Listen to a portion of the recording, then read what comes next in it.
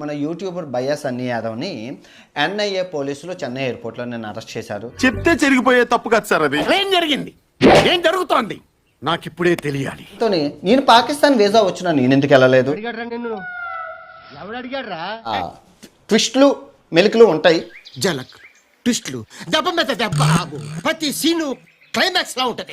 ఈ అబ్బాయి గురించి నాకన్నా ఎవరికి తెలియదు. ఎందుకంటే నాలో ఉన్న క్రియేటివిటీ మొత్తం బయటికి తీస్తా, నా తడాకా చూపిస్తా. ఎందుకంటే తెలుసు కదా, గడిచిన 3 సంవత్సరాల నుంచి ఈ అబ్బాయి మీద కొట్లాడుతుంది.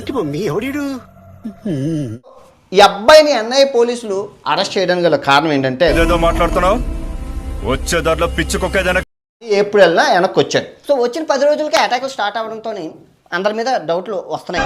ఏంటి అది గారు, ఎంత పని జరిగింది? ఇద్దరూ కలిసి మిమ్మల్ని ఈ స్థితికి తీసుకొచ్చి వదిలేశారు. జైలర్ తో చెప్పి కిచెన్ లో కూరలు జరిగే పని పిచ్చనా? అబ్బాయి ప్రమోట్ చేసిన బెట్టింగ్ యాప్స్ నాకు తెలిసి ప్రపంచంలో ఎవడూ చేసి ఉండడు. అన్ని ఇల్లీగల్ బెట్టింగ్ యాప్స్ నా దగ్గర ఉన్నాయి. నా దగ్గర 20 ఉన్నాయి అబ్బాయి ప్రమోట్ చేసిన. ఇందులో ఎన్ని ఎన్ని ఎన్ని ఎన్ని ఎన్ని ఎన్ని దారుణాలు సార్. కానీ పాకిస్తాన్ దేశం వెళ్ళడం మన కళ అని అనకూడదు. అబ్బాయి అంటున్నాడు కళని. అదంతా అప్పుడండి, ఇప్పుడు నేను మారిపోయానండి. ఒక కళ ఉన్నా కూడా చెప్పకూడదు, ఎందుకంటే మన దాయాదుల దేశం, శత్రు దేశంతో అది మన కళ, అది బొంగు భోషణం అని అనకూడదు. కరెక్ట్, ఇది కరెక్ట్ గా చెప్పావయ్యా. స్పైగా పని చేస్తున్నారా లేదా అనేది ఆ ఇన్వెస్టిగేషన్లోనే తెలుస్తుంది. మనం ఎలా బతికారు అన్నాళ్ళు నువ్వు?